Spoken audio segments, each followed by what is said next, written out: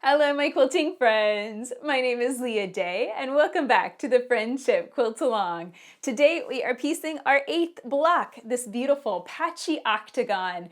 And thankfully, this block is a lot simpler and quicker to piece because I know it's summertime and I'm sure that you have a lot going on. So I hope that you'll be able to relax, catch up on your blocks, and enjoy piecing this simpler block with me. So let's get started piecing some patchy rectangles and half square triangles together. So the first step of our Patchy Octagon block is to make some half square triangles, and you can check out another tutorial that I've shared on how to make those and trim them down to the correct size. Okay, so then you're going to arrange them into this 4-patch diamond, and you can kind of play around with this because of course you're going to have 2 matching half square triangles for every set of squares you stitch. So if you wanted to, you could match the colors like this, or you could do 4 different colors. I think I'm going to do 4 different colors here. So play around with that and see what you like best. And you're going to take this to your machine. You're going to stitch these together in sets of 2, then stitch the 2 sets together, matching that center seam. And now the next step is to create a patchy rectangle. And this is created by taking 8 background squares and 8 scrappy squares and piecing them together into this arrangement. And you can see I had a couple different versions here of this. You're going to make a total of 4 of these. And in this one, I kind of matched that one just a little bit too close. You want to watch out for that, if unless that's what you're going for, kind of a blended look. You want to try and not have the same color right next to itself. But honestly, in the grand scheme of a super scrappy quilt, does it really matter? No, it absolutely doesn't. Okay, so we've got all of our units put together. Now it's time to piece the rest of our Patchy Octagon block. So I have my block for the center made with those half square triangles, and then now I'm going to arrange these patchy rectangles around that center. And I think I'll put that extra blue side over here, and that looks good. Maybe I'll switch those out. If you start obsessing with the colors, that's a rabbit hole that will lead you to doom and back again. So don't get too obsessive about it. So I think that looks pretty good. And you've got more half square triangles here to go in each corner. And again, this is a situation where you can think about, okay, do you want to match and put the 2 matching half square triangles together like this and form kind of hourglass shapes here? And I really like that. I like hourglass shapes in general, so I think that's how I'm going to piece mine. So here we go. To piece this together, you're just going to work in rows. I'm going to take this, flip it over, and clip it so that way I know how this is going to go together at my sewing machine. And then I'll grab the next piece and clip it together because I don't want to get to the sewing machine and get things turned around and not know how it's going to go and accidentally piece the wrong thing and have to rip it. So here we go. I've got the center part, clip that, and that part, clip that too. So it's going to be a very simple piecing process from here, just stitching all of these rows together and then matching the seams and stitching the rows together to create the center block. So there we go. We've got everything clipped together. Let's take this to machine and stitch all of these seams together. So I'm here on my machine, and this is the Eversewn Sparrow 20, and you can come and learn more about it at leahday.com/sew20.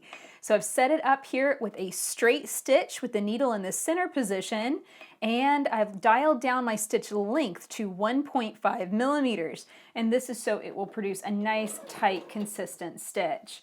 Okay, so I've got my row here ready to go, and I'm going to lead with the seam allowance on that half square triangle.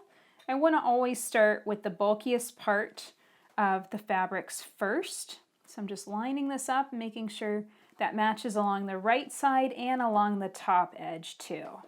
So there we go. Get started piecing, and then once I get a needle in it, that's when I check in on this opposite edge and make sure that's lining up. And for some reason that's ending up not exactly the same length, so I'm going to put a needle in it, and that's just going to give me a little bit more room to play. I can just take that and pull down on it ever so slightly, and hopefully I'll be able to ease out. You can see that blue fabric has just gone a little bit loosey-goosey on me, and hopefully I can kind of ease that out over the full length of that seam. And that looks good.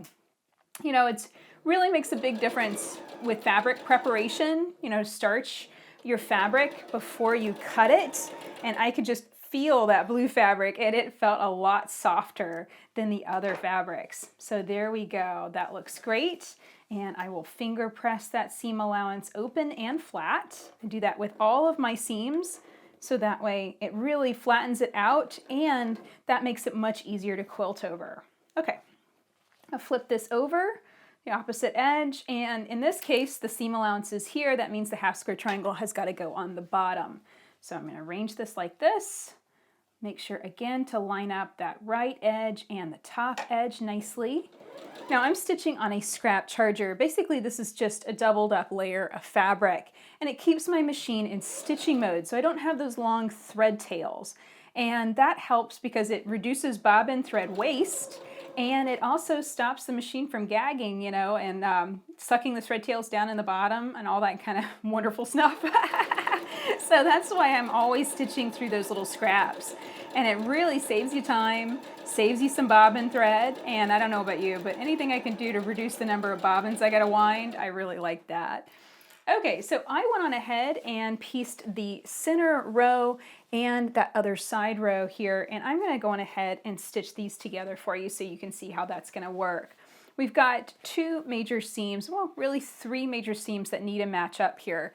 The seam right here where the half square triangle matches up with that half square triangle, the center seam, and then the seam on the opposite side. Again, half square triangle with half square triangle. So if with each of those seams, you can pin it, and that will certainly work great. Here I'm going to just pin this one seam. So I'm going to pin just this one seam, and how I pin is I line up those seam lines right on top of one another, just like so. Make sure they're perfectly lined up. Then slide that fabric back and then place a pin right before it, just like so. Okay, now the other seam, I'm going to show you how to match those up just using fingertip pressure like I showed you before. Okay, so I'm lining that up nicely, and then I'm going to put this in jail. What I mean by that is we've got a half square triangle with seam allowance right there, and if I get started way down here, well, there's a chance that one fabric will slip, and that seam allowance will kind of push downward. So instead I'm going to lift the foot slightly, and I'm going to drop, oop, here's the thing, I need my needle in the down position. There we go. Okay, now we're on the right track. So I'm going to lift that foot up, and I'm going to slide those pieces right up against the needle. That's why the needle needs to be in the down position. And then the very first stitch that I take is onto those fabrics. And that's putting it in jail so it has no room to wiggle around, no room to slip downward, and end up being inaccurately pieced. Okay, so now I'm taking a look here. I've got my center seam. That seam is pieced, so pinned. I don't need to worry about it. So this one down here, what I'm doing is just lining up those seam lines really nicely, and then I'm just going to press firmly with the tip of my finger to hold that in place. So let's go on ahead and piece over the seam that's pinned. I'm just going to take that pin out, carefully stitch over. Make sure that those fabrics stay in nice alignment. And then every once in a while I'll check in on the seam that I'm not pinning. I'm just pressing in place, and I'm just gripping that with the tip of my finger, just like so. Okay, now further on down here, I've got another seam. I want to make sure that's going to match up nicely. And again, you can pin, absolutely. There's nothing wrong with pinning. Please don't think that I think there's anything wrong with pinning. I just really like to save a little bit of time when I can. And when I know my fabrics are behaving properly, they've been starched, they've been cut accurately, then I tend to trust that piecing, that fabric prep. And that's, how I usually match my seams. Now, again, this is one situation where if my corners are not coming out at the same place, that's when I will place a pin. This is just a useful little tip. Here I place that pin. I have a little bit of excess baggy fabric through here. Maybe that seam allowance was just a little bit bigger, and it's not fitting exactly. So I just place that pin and I use that as leverage. And you can see I can just pull on that ever so slightly. I'm not distorting it. I'm just pulling on it ever so slightly to ease that excess fabric through the full length of that area. Because the last thing I want to do is stitch a pleat in it. You know, if anything, if fabric extends beyond this edge, that is better than stitching a pleat in it. Okay, so there we go. I'm going to do the exact same thing to the other row on the opposite side of that center, and we'll check in and talk about the borders next. So here is the center block, and I absolutely love how that turned out.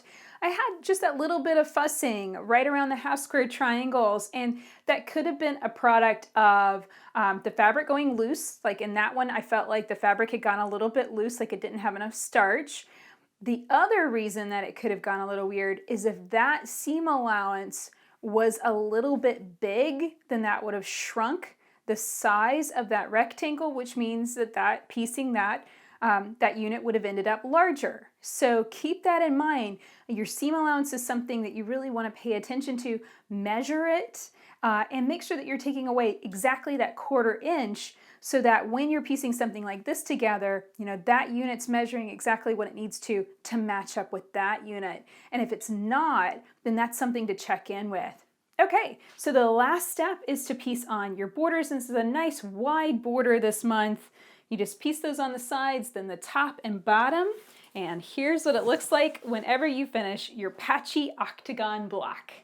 So that's it for this video. I hope you enjoyed piecing this Patchy Octagon block with me. Super, super simple. And I hope that you'll take the time to catch up on your other blocks, because before you know it, we're going to be finishing up and putting all of our blocks together to create our finished quilt. And speaking of finished quilts, with this quilt along, you can make a crib, throw, twin, queen, or king-sized quilt. So I hope that you'll come and join in the fun and get started today. You can find all of the quilt patterns for the Friendship Sampler Quilt at leahday.com/friendship. Until next time, let's go quilt.